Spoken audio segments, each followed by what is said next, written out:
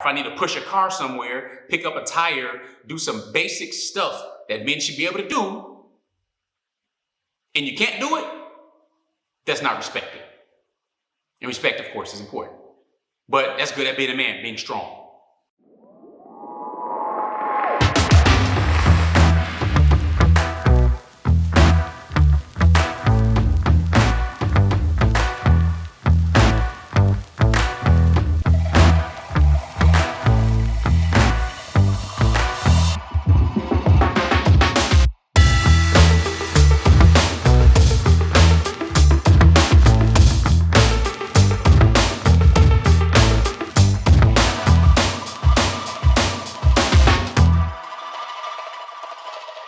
Salaam alaikum, peace. Coach Nazir, one of the authors of Let's Talk Polygyny Uncensored, as well as co-founder of Outstanding Personal Relationships.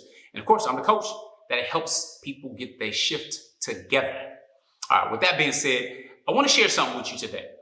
It's something that I hear quite frequently from both sexes. One, I hear it in this fashion. I hear that when women say, you know what, a good man, a good husband is just really hard to find. And it's interesting because that's been said. And I remember that just as a kid, a good man is hard to find, right? Or they say, all the good men are taken. They're married or they're gay or whatever, all kind of stuff. Many different types of excuses, right? And the funny part is all these good men are hard to find. For some reason, a whole lot of women still getting pregnant. All right. So the other flip side is, all right, you know what? I really can't find a good woman. And whether it's practicing polygyny or not, for those of you who don't know, I'm Coach Nazir. I practice polygyny. I'm married to Coach Fatimah for 26 years, now over 26 years, and been married to Coach Nyla for over 11 years. So I practice polygyny, but again, the first 15 years of marriage for me was only to Coach Fatimah. All right, so I'm familiar with monogamy and polygyny and everything else. And for those of you who don't know and think this is just anti-monogamy and all this and talking down about monogamy, no, it's not the case. We're simply pro-morals, period. So monogamy, polygyny, whichever you choose is fine. But we do give more airplay and airtime to polygyny because we didn't have the support, and currently people are still not providing support for those who want to practice polygyny so that they can do what's called practice polygyny right. I hear a lot of women say, you know what, I'm not against polygyny if it was done right. But then when you're asked, where do you go out to learn how to do it right? And they lack resources. That's one of the reasons we chose to really form Outstanding Personal Relationships. But with that being said, I want to talk about a very important distinction.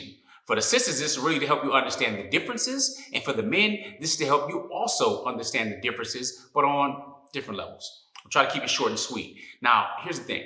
There are really two spheres that men operate in, and they should be good at in both of these spheres. So this, usually we would say, what do you look for in a good man? What do you look for in somebody's outstanding? What are you looking for in husband material? And there can be a challenge there. There can really be a challenge. And one of the things we have to remember is that women are seduced by their ears and men are seduced by their eyes. Women are seduced by their ears and men are seduced by their eyes. And you hear it a lot when a woman says, well, he said he'll do this or he didn't do that, or he said he's working on this or blah, blah, blah. He said. All right, they're willing to be with someone who's ambitious, but you have to be able to demonstrate that ambition. Just keep in mind, women are seduced by the ears and men are seduced by the eyes. Now that's neutral. I'm not telling brothers, hey, seduce her by the ears, tell her what she wants to hear. No, not at all. I'm letting women know this is a weakness. You're seduced by your ears. All right, therefore, there's something in place, a wali, a wakil, a man who can act as your representative on your behalf when vetting men that are husband material.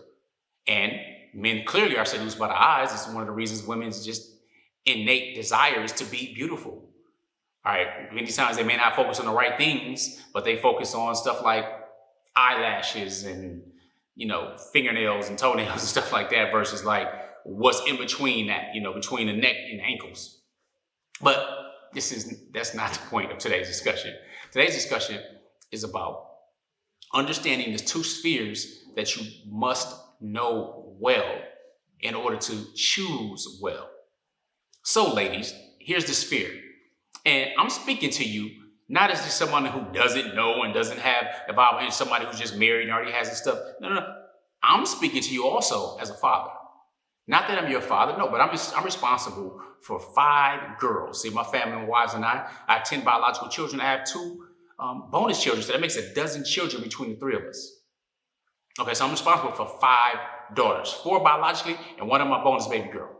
2 of them are already married in monogamy. That's what they wanted. They're already married, my older daughters. And then I have 3 daughters who actually prefer and want to marry in polygyny. So this is something I'm speaking to you as though I'm speaking to my daughters. 1, understand the difference between someone who is good at being a man and a good man, or what I call a man of value. It's a big difference. I'm not talking about high value man. I don't know Kevin Samuels stuff or jumping on that tip, right? I don't believe there's something as a high value man. Now, there can be high earning men because that's just simply based on income. That doesn't make you high value because of your income. Not at all. A man of value is something totally different. All right, but let me explain. A man who is good at being a man sometimes is mistaken as a good man. Here's what I mean. There are a number of different skill sets that all men should actually possess or be working towards. All right, there are skills and things and characteristics that all men should be working towards. Now, the skills in general are kind of neutral. All right, they don't make you a good man. Again, 2 different spheres. You have over here a man that's good at being a man. Then you have a good man or a man of value. So, what do I mean? A man that's good at being a man, 1, that's someone who's strong, who's physically strong.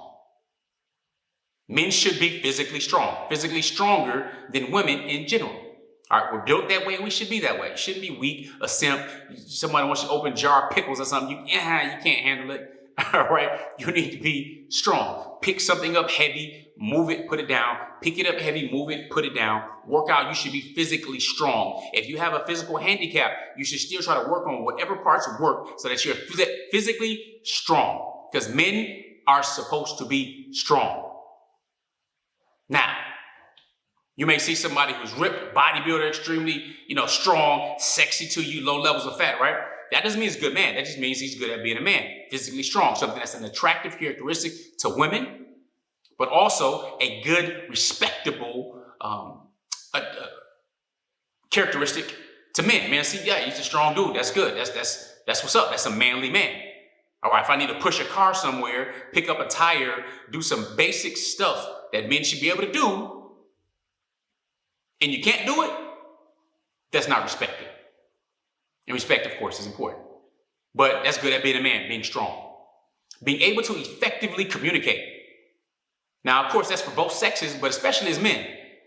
There's nothing like someone who's vague, that's ambiguous, that says they want something, but they're back and forth. No, you should be assertive. Also aggressive.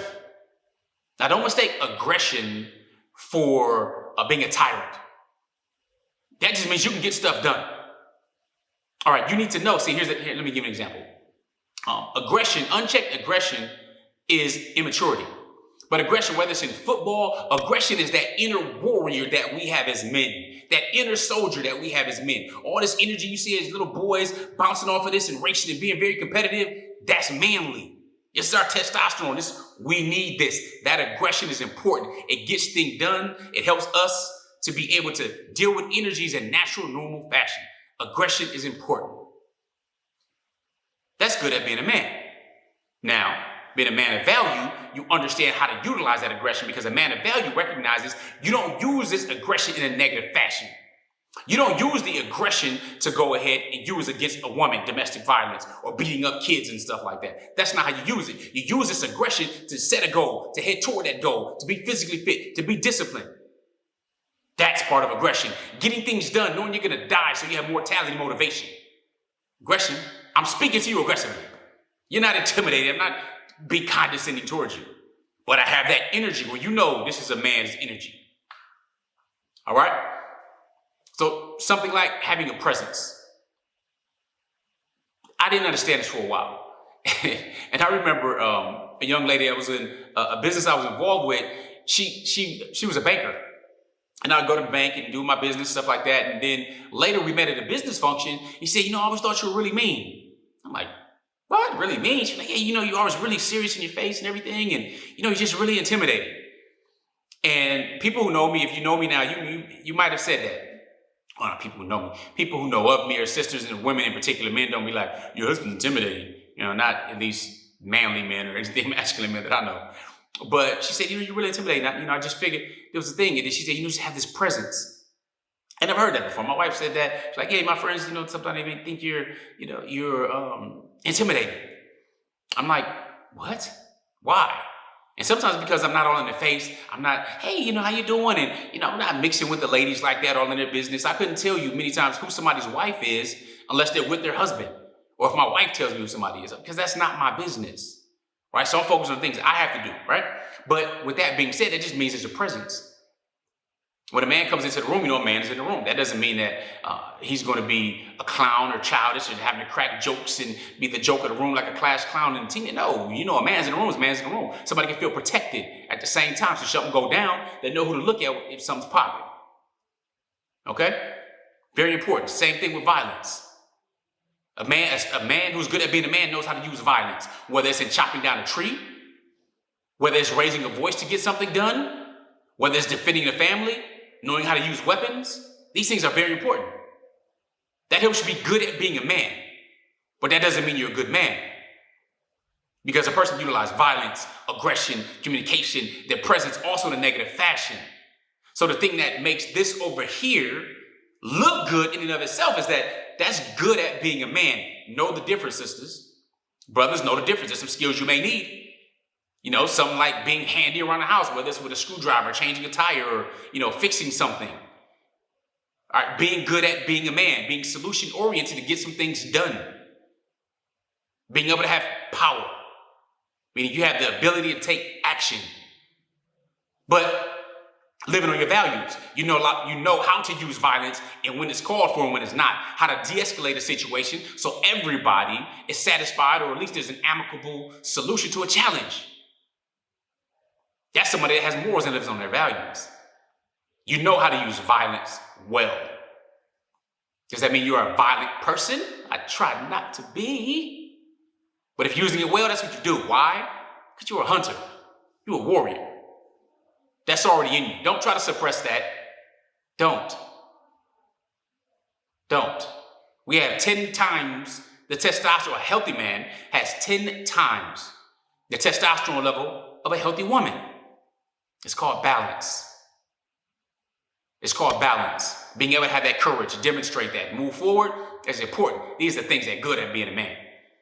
Some people look at different careers. You're talking about, hey, somebody's a lumberjack or a cowboy or somebody that goes there. There's certain things like firemen, for example, right? Or looking at EMTs. People look at these jobs like, the adrenaline drip goes on, everything else, but they're looking at somebody to be rescued. But it's good at being a man. Man of value, when these two things come together, that changes the game. That, brothers, makes you more attractive. The ability to effectively communicate, demonstrate courage, know when to utilize aggression, to have physical strength.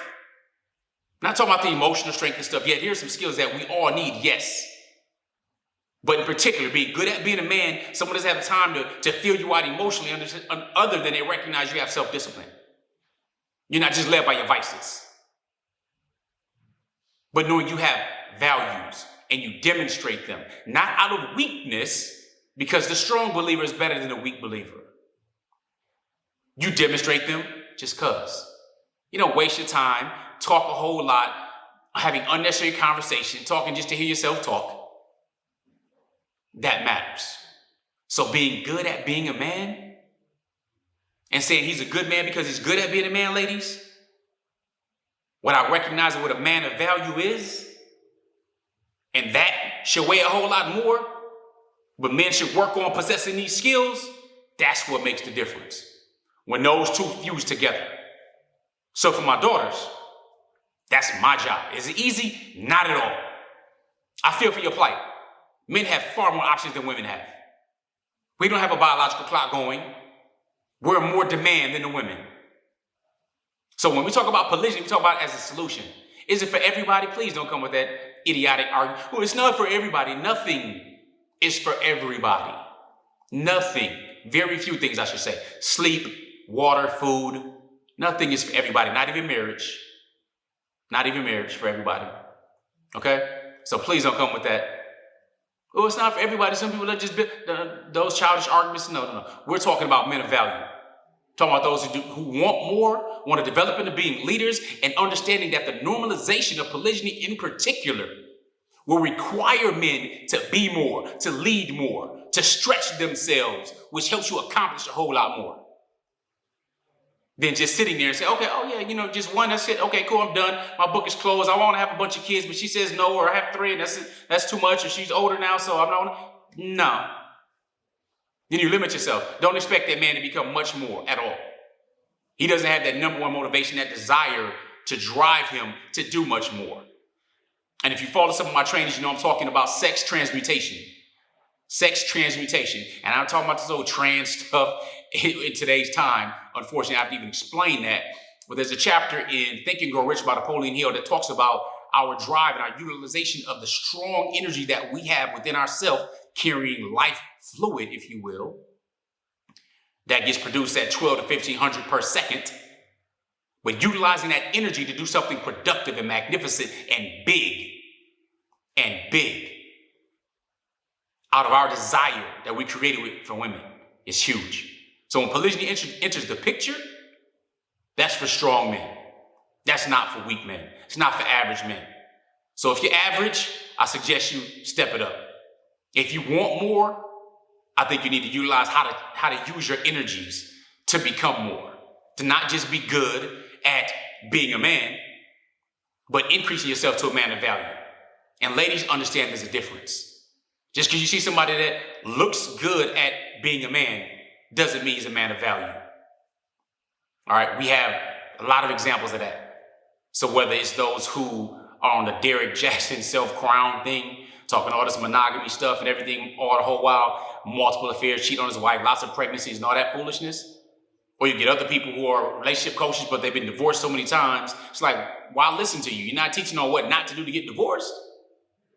It doesn't make sense to me. I don't know. You don't even like women sometimes, but you're giving you're giving relationship advice to men and women. Literally, like there are people who are homosexuals and they're telling men and women what to do in heterosexual relationships. Sometimes advice is good. I mean, some advice is universal. But I personally kind of hesitate on those who haven't done it, experienced it themselves in a number of different areas, because I want to know more than theory. I want to know some practical things that I can apply in my life. And you can get info from anywhere. I'm telling you, some of the best info you can get are in children's books, like The Little Red Hen. If you motivate, you want to build something big, but you're trying to have people to recruit to be on your team or support the cause, and they don't want to get with it. The Little Red Hen was just trying to make some bread.